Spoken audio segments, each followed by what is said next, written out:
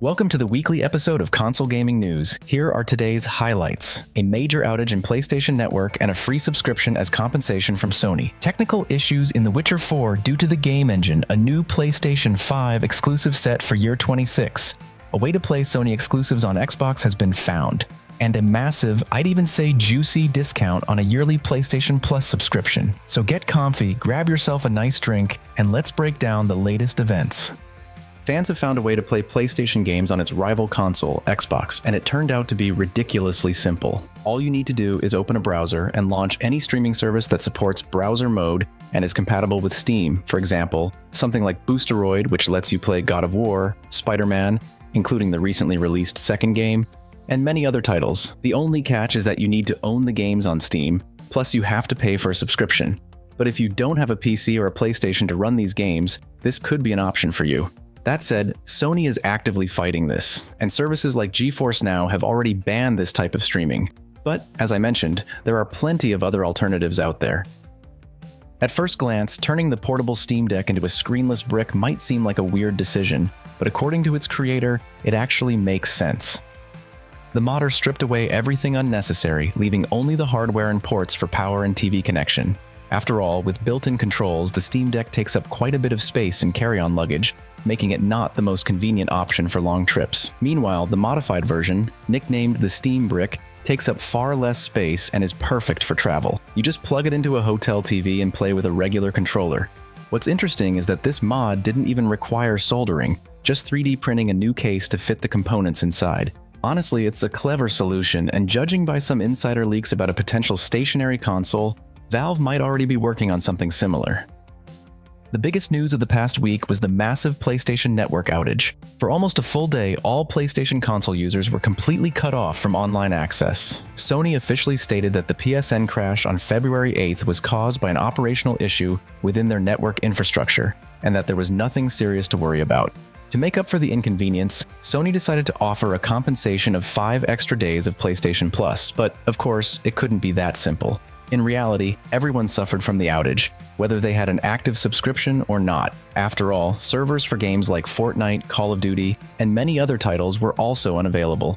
Yet, Sony came up with the brilliant idea of compensating users with those 5 free days, but only for those who had an active subscription at the time of the crash. As expected, this sparked a wave of criticism. Many users found the compensation insufficient and are demanding more transparency from the company. Some expected a more generous goodwill gesture, like a full month of free PlayStation Plus or even a free game from Sony. But as predicted, they went with the bare minimum, 5 days only for a select few, and that was the end of it.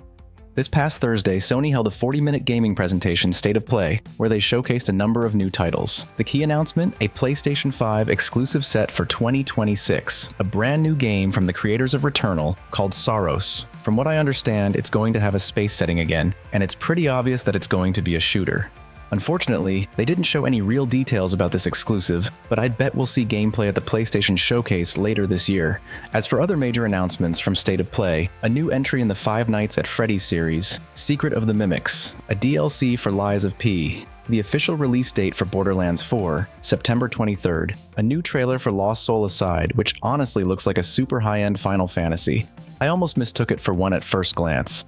The official PC port release date for Stellar Blade, along with a new DLC for it called Hell Is Us, a mix of Death Stranding and Souls-like mechanics. And probably the biggest shock from Sony, true to their style, a remaster of Days Gone for PlayStation 5. From the first official trailer comparisons, it looks like the $10 upgrade gets you exactly 0 changes, classic Sony move. Sony's latest financial report has revealed that PlayStation 5 sales have surpassed 75 million units. This includes all 3 models of the console, Fat, Slim, and Pro. The Fat version remains the best-selling model, but the Slim is quickly catching up. After all, the bulk of sales happened in the first 2 years of the console's life. Back then, people were snatching them up instantly at a fixed price, without major delays. These days, being able to just walk into a store and buy one without any hassle feels like a luxury. Analysts point out that if PlayStation 5 sales trends continue as they are, it's unlikely to surpass PlayStation 4, let alone the all-time leader, PlayStation 2.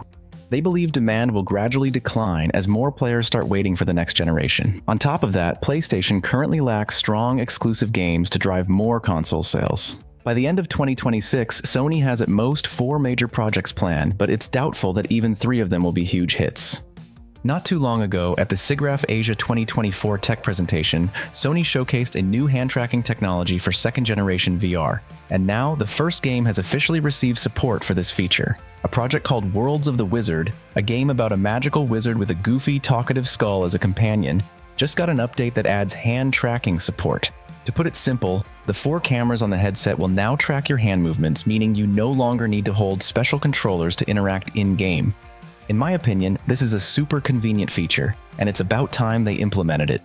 According to well-known gaming insider Tom Henderson, who spoke during the Insider Gaming Weekly podcast, the next God of War will take place in ancient Greece, and will be playing as a younger version of Kratos. Previously, there were also rumors that the next game would take Kratos to ancient Egypt, but considering that lately, we've been hearing from everywhere that Sony is getting ready to announce a God of War Saga Bundle remaster, it's entirely possible that Tom Henderson was actually referring to that trilogy. In my opinion, this summer at the PlayStation Showcase, Sony will either confirm all these rumors floating around the gaming community or completely shut them down. Because if there's zero information about God of War at the event, then there's a high chance that this was just another fake leak. The PlayStation 5 exclusive Astro Bot is getting 5 new levels, along with a performance boost for PlayStation 5 Pro. The first level, called TikTok Shock, is already available for players who own the full version of the game. The remaining 4 speedrun maps will be added on February 20th, February 27th, March 6th, and March 13th. So if you own the full game, don't shelve it just yet. New content is on the way. PlayStation and Kojima Productions have announced a special event dedicated to Death Stranding 2 on the beach, which will take place during South by Southwest 2025. At the event, game director Hideo Kojima will reveal new details about the sequel, which is set to launch on PlayStation 5 in 2025. It's still unclear whether they'll show new gameplay footage, but fans are hoping for fresh in-game scenes and possibly an exact release date. A bold guess, we're definitely getting a new trailer at South by Southwest 2025. After all, Kojima recently mentioned that the next trailer is in its final production stage, and even showed a small snippet from it. For those looking to spend their hard-earned cash, the festival will feature an official store with exclusive Death Stranding 2 merch, items that won't be available anywhere else. The only thing you need to be ready for? The insane prices. Because any merch from Death Stranding or Kojima Productions costs a ridiculous amount of money. Take-Two Interactive CEO Strauss Zelnick, in an interview with IGN, shared an interesting detail about GTA 6. The PC version could account for up to 40% of total sales, but GTA 6 will definitely launch on consoles first. Consoles are simply more important for the company and its current strategy. Right after the interview, experts started speculating that GTA 6 won't release on PC for at least 1 year. Looking at past trends, Red Dead Redemption 2 launched on PC a little over a year later. GTA 5 took a whopping 1.5 years. As disappointing as this news might be for the PC community, it looks like they'll have to wait anywhere from 1 to 2 years before the next GTA blockbuster finally lands on PC. The Witcher 4 is facing major development issues. Daniel Vavra, the game director of Kingdom Come: Deliverance 2, revealed that CD Projekt Red employees told him about the challenges they're having with Unreal Engine 5, the engine that the next Witcher game is being built on. According to CD Projekt Red, if we wanted to make a game with deserts and rocks, Unreal would be perfect. But for the longest time, the engine couldn't properly render trees. Their technology just couldn't generate vegetation, and we kept running into problems because of it. They also mentioned that working with Unreal Engine 5 requires a lot of effort to create open worlds, and that not every player will be able to run the game without expensive hardware. Daniel Vavra doesn't really understand why the studio decided to switch to Unreal Engine when they already had a fully functional engine, Red Engine. The fact that the company started working with a new engine isn't exactly a good sign. At launch, we might end up seeing something similar to Cyberpunk on release day. Of course, over time, they'll fix everything and smooth it out until it's actually playable, but that could take at least 1, if not 2 years. Still, let's hope that CD Projekt Red can pull it off and deliver the game without the critical bugs we saw in Cyberpunk. At the State of Play presentation, Sony announced a new lineup of games for PlayStation Plus Extra, Deluxe, and Premium subscribers. 7 new titles will be added to the Extra catalog, while the Classics collection gets a modest 2 games. The best additions, in my opinion, Star Wars Jedi Survivor, Top Spin 2K25.